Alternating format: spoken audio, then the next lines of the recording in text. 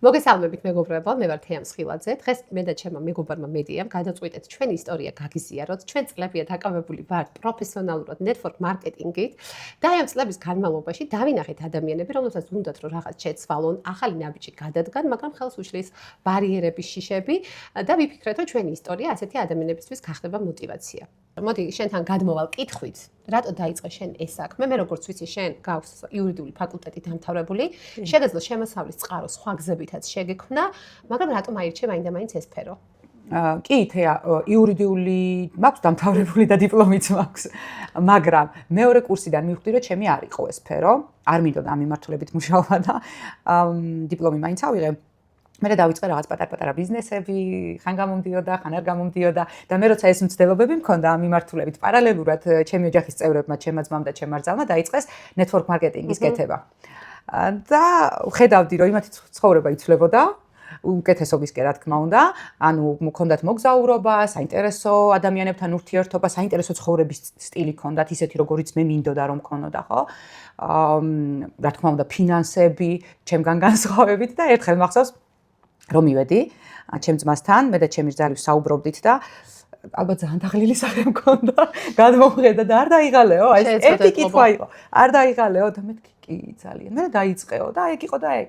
მეტი არაფერი. ანუ ტრადიციულად ხო ხდება ისე რომ network marketing-ში. ანუ შენ რომ მაგალითი არ გქონოდა შენი ძმის და რძლის დაიწყებდი მაშინ? იცი რა, მაგალითი უნდა მქონოდა. შეიძლება ძმის და რძლის არა, მაგრამ ისეთი ადამიანის ჩემი ახლობლის, ანუ უნდა დამენახა. რომ რეალურად შეიცვალა იმის ცხოვრება. იმიტომ რომ ჩვენ ხო ტრადიციულად ადამიანებს ვუზიარებთ ამ ბიზნეს მოდელს, ხო, რა არის, რა შეიძლება გააკეთო, რა შესაძლებლობები აქვს. ჩემთვის ეგ არ იყო საჭირო. ჩემთვის ის უკვე მაგალითი იყო უკვე საკმარის. მეც დავამთავრე სამედიცინო, მეც მაქვს განათლებული მედიცინის, ანუ დიპლომი, რაც თავარია დიპლომი მაქვს.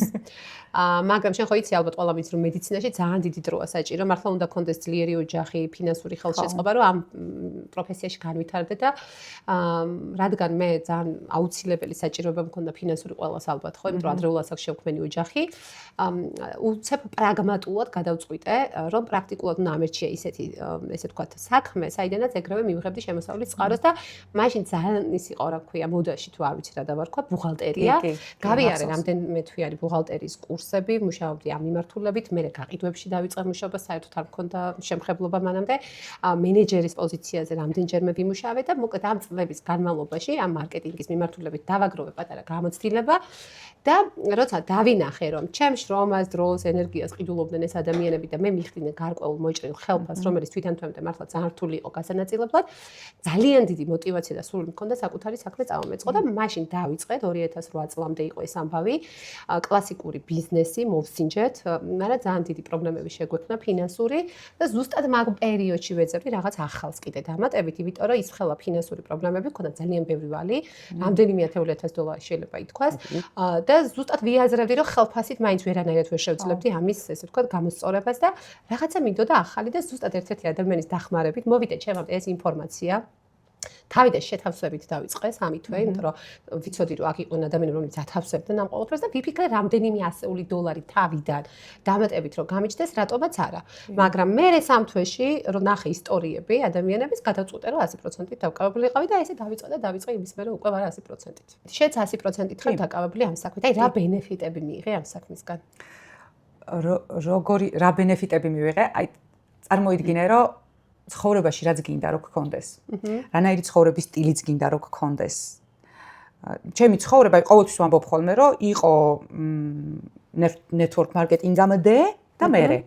იმიტომ რომ 180 გრადუსით შეიცვალა, ანუ ცხოვრების სტილი, საინტერესო ადამიანებთან ურთიერთობა, მოგზაურობა კომპანიის დაფინანსებით და მოგზაურობა საკუთარი ფინანსებით, ხო, რა თქმა უნდა.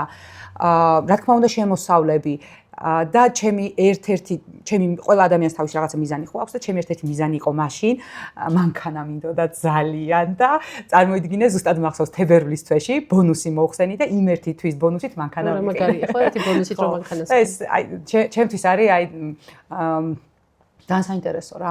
ძალიან საინტერესოდ შენ შეიცვალა მარტო ცხოვრება. პირველად ის ერთი მანქანა, მაგრამ მე მე რა თქმა უნდა, მე ხო იცი როგორ ხდება. მალე ჭამაში ხსნება. ეხლა უკვე აი მაშინ პირველი მანქანა რო ვიყიდე, ეხლა რა მანქანაც მყავს, ამაზე ვოცნებობდი და რაღაც მომენტში, იმ მომენტში მიუწვდომელი იყო, რომ რაღაცა ეს გრანდიოზული არ არის, მაგრამ იმ მომენტში მიუწვდომელი იყო. ეხლა მყავს ის, რაც მაშინ მინდოდა. ძალიან მაგარია.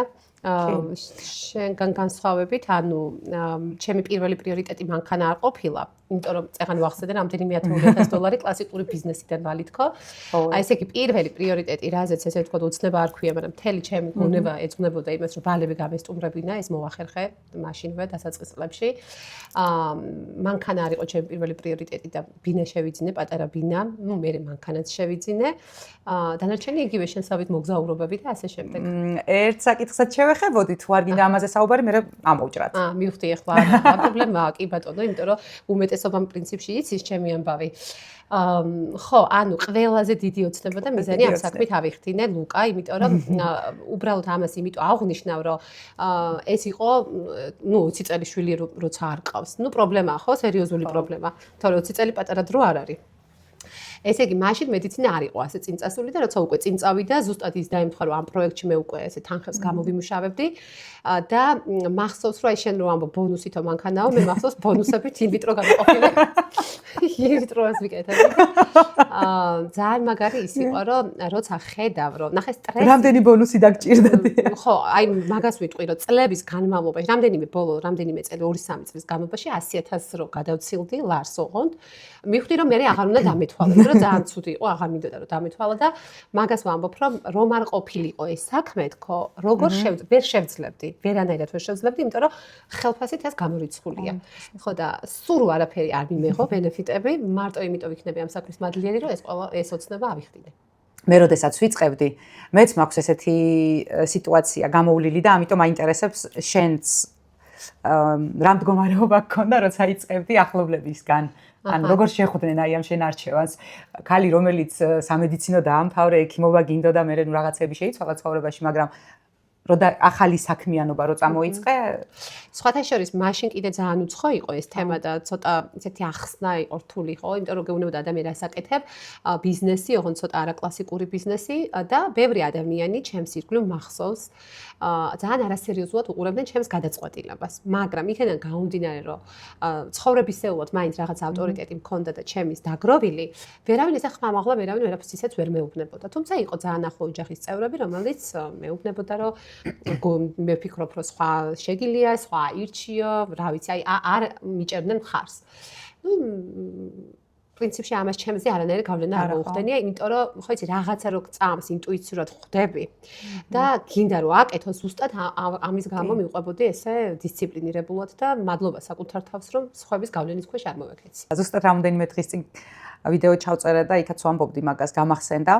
როდესაც მე ამ საქმეს ვიწყებდი და ძალიან ახლოვანებით ჩემს მეგობრებს ვუყვებოდი, ერთ-ერთმა მეგობარმა ძალიან გულწრფელად მირჩია, რომ არ გინდა ეგ საქმე არ გამოგივა, მოდი ხელფასიანი სამსახური ნახე, უფრო გარანტირებულად, სტაბილურად, ხო, ხელფასი გექნება, გარანტირებული საქმე და არ დავუჯერე ამ რეკომენდაციას, ჩემი გადაწყვეტილება მაინც ბოლომდე მივიყვანი და გავაკეთე და ზუსტად აი ხა ცოტა ხნის წინ იყო ესეთი ნათქვამი იმ ადამიანისგან, რომ მე მჯეროდა რომ შენ ეს გამოგივიდო და იმიტომ რომ შენ ძალიან მიზანდასახული ხარ და მე დახსოვდა ამ ადამიანს ეგეთი რჩევა მოცა და მაგას ვფიქრობდი რომ რამდენი ადამიანი იძლევა ასეთ რეკომენდაციას გულწრფელად ოღონდ მეგობრულად და მე რო დამეჯერებინა ეხლა სად ვიქნებოდი? ხო, შეიძლება რომ უცებ რაღაცა გავლენის ქვეშ მოექცი ადამიანი და შეცვალო შენი გადაწყვეტილება და ბევრჯერ ყოფილა ესეთ რჩევას ადამიანისთვის შეუძლია გადაწყვეტილება. აი ეგ არის ზუსტად ეხლა ჩაგეკითხები რა ერთ მომენტს. ძალიან ბევრ ადამიანს აქვს სურვილი რომ რაღაცა შეცვალოს, ხო? თავის ცხოვრებაში სხვა მიმართულებით წაიყვანოს. აი ასეთ ადამიანებს რას ურჩევდი მაგალითად? ესე იგი, ბევრი ადამიანია მართლაც ჩვენს ირგვლივ, ვისაც აქვს რეალური შესაძლებლობა, პოტენციალი, რაღაც ახალი დაიწყოს, უკეთესი ცხოვრება გქონდეს, მაგრამ ჩვენ ხომ მაინც სტერეოტიპების მსხვერპლი ვართ, რომ ასჯერ გაზომე, ერთხელ გაჭერი, არ შეცდე, შეცდომა არ დაუშვა და ასე შემდეგ და მე ვფიქრობ, რომ ეს რა თქმა უნდა ადამიანებს უშლის ხელს, რომ რაღაც ახალი დაიწყოს. აი ჩემ შემთხვევაში როგორ იყო? ნახე, მე ესეთი მქონდა შენ თქვი წეგან ლოზუნგი. მე მინდა რომ ვიცხოვრო ისე, როგორც ცხოვრობენ ერთეულები, არ მინდა ვიცხოვრო ისე, როგორც ცხოვრობენ მასები. ამაში ცუდი არაფერი არ არის, უბრალოდ მინდა უფრო უკეთესად ვიცხოვრო, ხო? არ მინდა ვაკეთო ის, რასაც აკეთებს მასები, მინდა ვაკეთო ის, რასაც აკეთებენ ერთეულები. აქედან გამომდინარე, შეცდომაც გამართლებულია, იმიტომ რომ თუ არ სცადე, ვერ შეცდომას ვერ დაუშვებ, ხო, რეალურად, იმიტომ რომ ყველა ახალი რაღაცის სწავლას მოყვება შეცდომაც და ეს შეცდომა არის მე გამოცდილება. აი მე კლასიკური ბიზნესი რო ვახსენე, ამ ყველაფერმა ძალიან დამეხმარა. იმიტომ რომ მე რომ მაშინის ნაბიჯი არ გადამედგა, აქამდე მე ვფიქრობ რომ ვერ მოვიდოდი. ხო, კომფორტის ზონიდან გამოსვლაც. ამიტომ ყველა ის ადამიანი, ვინც ამ გადაწყვეტილების პროცესშია გადადგას თუ არა ნაბიჯი, ჯობია რომ სცადო და ინანო ვიდრე არ სცადო და მთელი ცხოვრება ნანობდა იმას, რომ ნეტა გადამედგა ნაბიჯი, იქნებ იქ რაღაც გამომსვლოდა, ხო?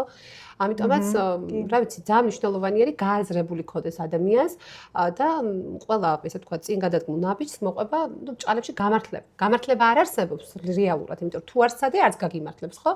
რამდენსაც ცდი, იმდენი მეტი შესაძლოა არის პროცენტულად, რომ გაგიმართლოს. გეთანხმებითია 100%-ით. ნამდვილად გამიმართლა, რომ არავყევი მაშინ იმ აზრს და დავრჩი ჩემ აზრზე და დავიწყე ეს საქმე, იმიტომ რომ ეს ყველაფერი არ მოხდებოდა ჩემს ცხოვრებაში და ვიცი რომ ძალიან ბევრი ადამიანია, რომელსაც უჭირს გადაწყვეტილების მიღება და რაღაცა ახლის დაწყება, იმიტომ რომ სხვისი აზრის ეშინია.